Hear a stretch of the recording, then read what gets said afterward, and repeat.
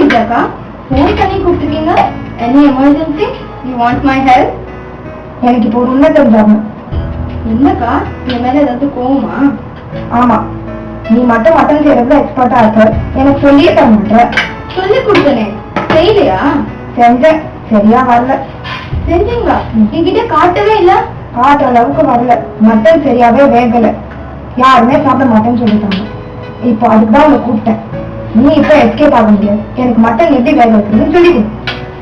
இவ்வளவுதானே? Don't worry. உங்ககிட்ட பப்பாளி பழம் இருக்கா?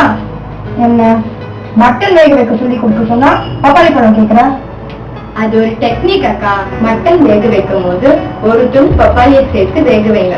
அப்படி வேக வச்சீங்கன்னா மட்டன் சீக்கிரமா வெந்துடும், பூ போல ஆயிடும். மட்டனை வச்சு எது செஞ்சாலும் சூப்பர் டேஸ்ட்ல ஆயிடும். அப்படியா? அப்ப இனிமேல் நானும் எக்ஸ்பர்ட் ஆயிடுவேன். அப்புறமா என்னையே நீங்க மிஞ்சிடுவீங்க. நானும் கத்திகா இஸ் ஆல்வேஸ் கிரேட். நீங்களும் ட்ரை பண்ணுங்க.